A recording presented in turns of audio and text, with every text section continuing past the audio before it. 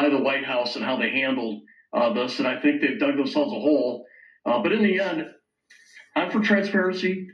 Everything should be out. Pam Bondi needs to come here and explain herself. I haven't signed the discharge petition because I do support the administration doing everything they can, but they're going to lose this fight. The deal for Republicans on this vote is that Trump will protect you if you vote the wrong way. In other words, if you vote to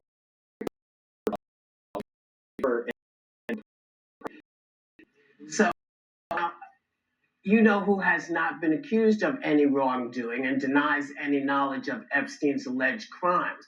But is there a clear fracture in the party? And these are 23,000. Has any one person sat down and read through all 23,000 of these? It's interesting you mentioned that, because when you say, is there a fracture in the party, this isn't about parties. This is a crime. It's literally a crime. And the amount of emails that were released, so Democrats released 3 yesterday. A couple hours later, Republicans released 22,000 to flood the zone. Good luck getting through that reading material. Within a couple hours of that, in the Situation Room, which is used for, I had to look this up because I've never been in this. This is never used for something like this. This is national security, secret military operations, classified briefings, crisis management. They went to the Situation Room and think of the Bin Laden raid. That was the famous in that particular room. They called them into there and then proceeded to bring a couple Republicans that were going to vote to release the files. Now, what the hell are they hiding? Because as Carolyn Levitt said it herself, so far the emails have not been that incriminating of Donald Trump. But there's definitely more in there. Jeffrey Epstein dropped out of high school. He then went on to work at a private school here in New York. He got a job through one of the parents at a major financial institution. He had one major billionaire client. He could pick up the phone and get world leaders to show up wherever he wanted, whenever he wanted. People from one of the former Saudi crown princes, Norway, Russia, you name it. Why did this man have so much power?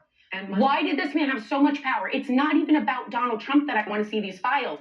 They absolutely have to show us what they're all hiding. And it's billionaires. There's a lot of money behind this scandal. Sarah, this is white, rich, powerful, entitled men protecting other white, rich, powerful, entitled men.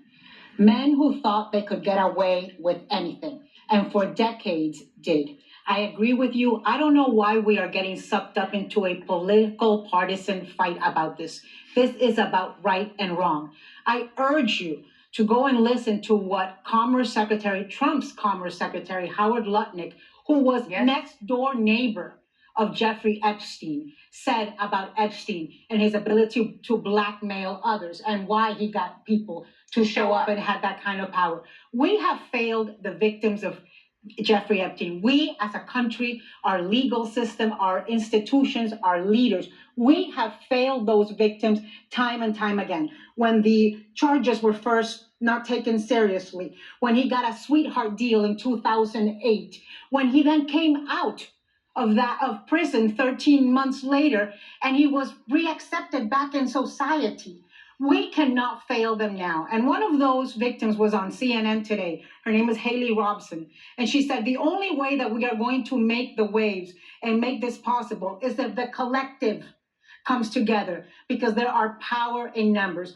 We cannot fail them again. Anybody who votes against releasing these files, that's going to be a stain in your personal character for the rest of your life. Look at what happened to Alex Acosta, who gave Epstein the sweetheart deal in 2008. He's paying the consequences. Look at what's happening to Larry Summers, who was Bill Clinton's Secretary of the Treasury. There are emails that have come out between Epstein and Larry Summers, a Democrat. Who cares? Who cares? A rich, powerful man. And he was interacting with Epstein, asking him for relationship advice in 2019, just a few months before Epstein was put back in jail and died by suicide. So stop putting your partisan hats on, put your moral compass and your human hat on. Yeah.